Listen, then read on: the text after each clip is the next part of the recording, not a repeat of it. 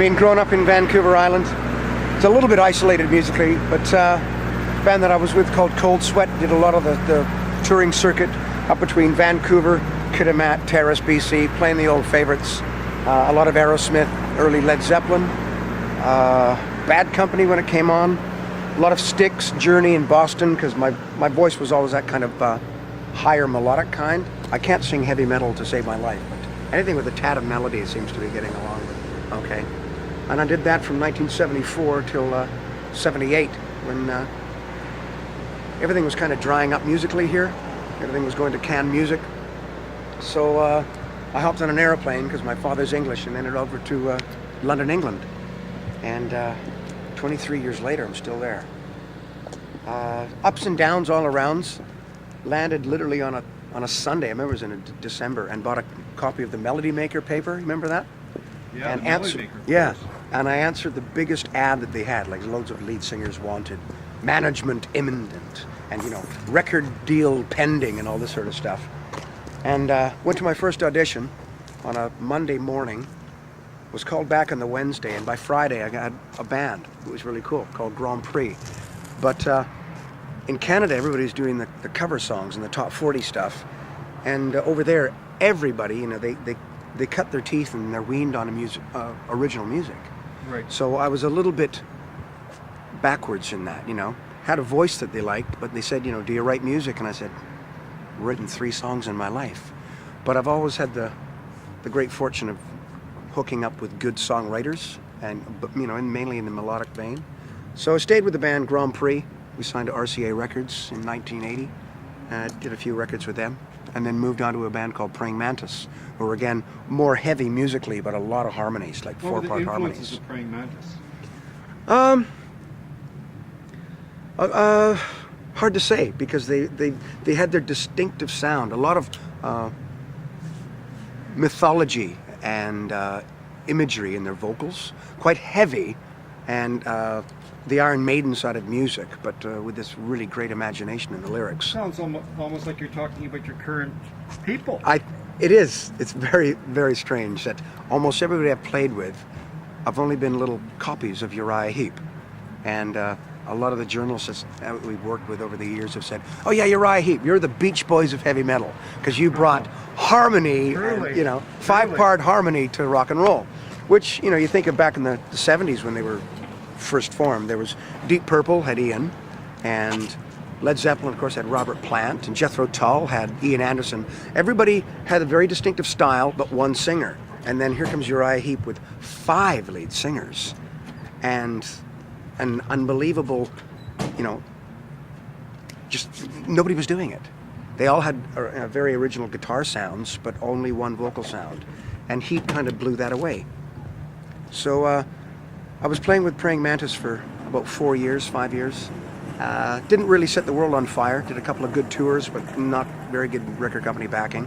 So we were doing a show at the Marquee Club on Wardour Street, which everybody from Jeff Beck, Rolling Stones, Jimi Hendrix, they all played the Marquee Club. Oh, yeah, truly. Oh, Classic venue.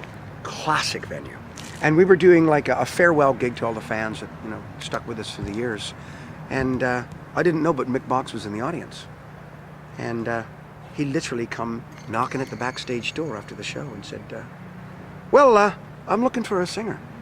And I said, "Well, as of 10 minutes ago, actually, mate, I'm looking for a band." Oh, And beautiful.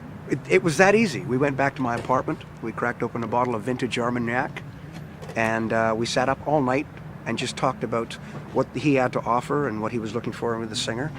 And they didn't have a record deal. They didn't have a publishing deal. He said, "I've got 4 other guys in the band with hearts as big as the outdoors and everything to do to go this way," because we were pretty well at rock bottom again, as management and everything was concerned. I said, "Well, there's only one way up." And that's 15 years ago now. Kind of cool. Right Kinda place, cool. right time, and it's a family. Uriah Heep, even with all the road crew that come in and out of the band, there's a nucleus that everybody, even if you come in for a year and you fade away, whenever we're around, we're all together, we're all a family, And with all the bands I've ever played with, the camaraderie has been good, but as soon as money comes into it, it gets bitchy and all that. Right. Where we're kind of above that, I think, because they've been around for so long.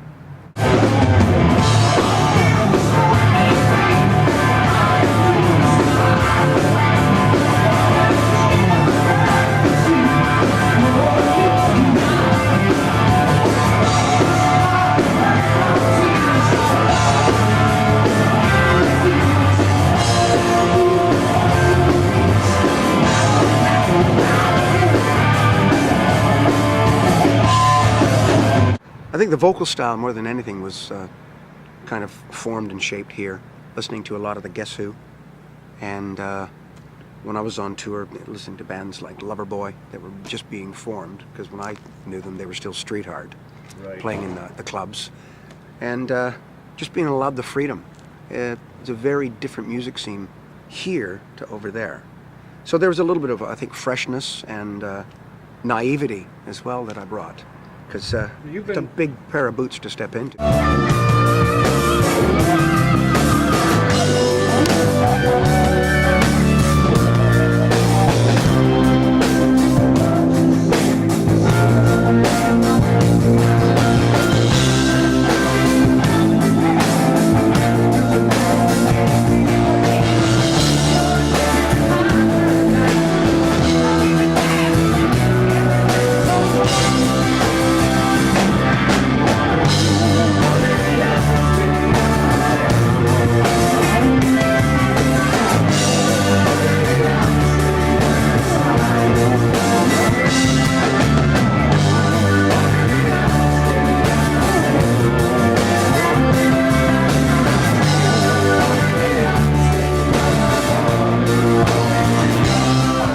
Well, the last couple of days we've covered 600 miles up and down to, where were we yesterday? Vanderhoof. You know, it's a one moose town. You bet it is. But is it gorgeous all the way up, and then you're right on the tree line, and it was a full moon last night. We're on stage at about 10 o'clock at night. It was gorgeous. Wow. They can't believe the natural beauty, and that's the hardest thing for me to leave behind. And it seemed, when I lived here, I didn't appreciate it. But within 2 years of living in London, 18 million people back in 1978. There's now over 24 million people living there. It's so impersonal. It's so cold. There's a lot to do, but the music scene's kind of dried up. The rock scene for sure. You know, we don't play very much in England. We play 47 other different countries. We play a lot in Europe. We go to Asia, Indonesia, Malaysia, Australia, all through Scandinavia, like Denmark, Finland, Norway, Sweden, all through Austria, Germany, Switzerland, Holland, Belarus, Latvia, Lithuania, Croatia, Italy, Spain. So you're bringing a little of the magic back.